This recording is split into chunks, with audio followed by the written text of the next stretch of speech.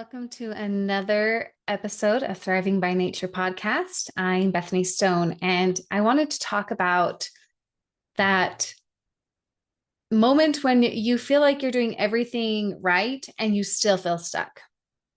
Because that is a season that almost nobody prepares you for.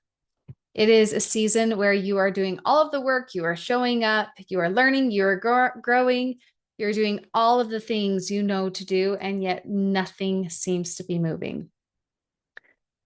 But just not outwardly, not visibly to you, and not in a way that you expected.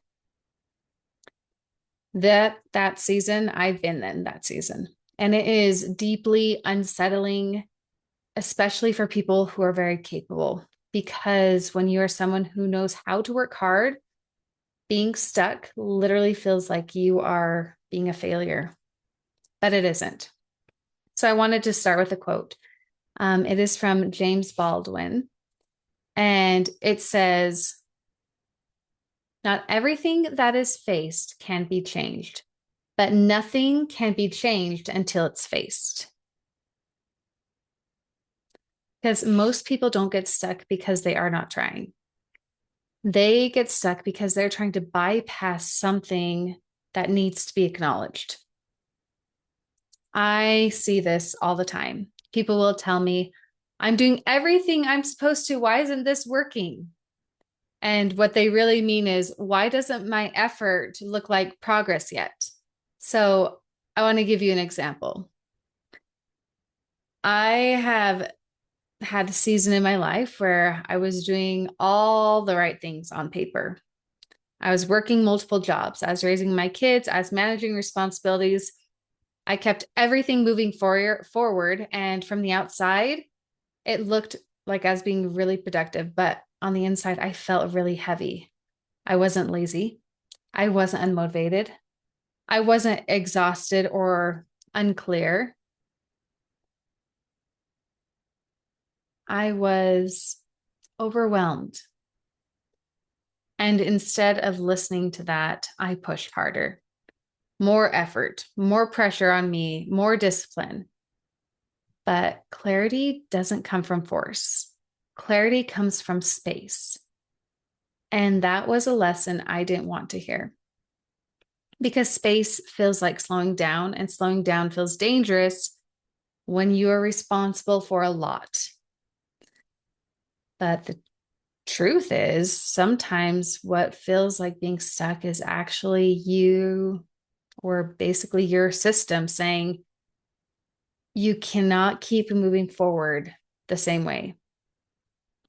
There's an Aesop fable, and I've told it before, but it's applicable for this. And it's a story about the farmer and the goose that lays the golden egg. So the farmer is so excited because he has this goose, and every single time this goose lays an egg, it's gold. And he is excited and happy about it, but soon he becomes impatient and he wants more, and he wants more gold. So he wants it faster. So he cuts the goose open, thinking that he's going to get all the gold out of this goose at once. But of course, there's no gold. It's just a regular goose. What sustained him required patience, care, and timing.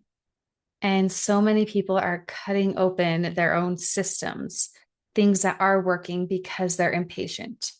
They, they cut their health, their creativity, their relationships, their nervous systems, all because they're trying to exact results faster than the season of their life allows. And then they wonder why everything is falling apart around them.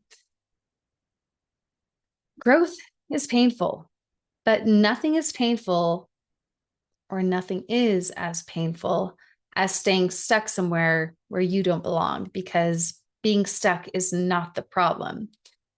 Staying stuck because you are afraid to listen is the problem.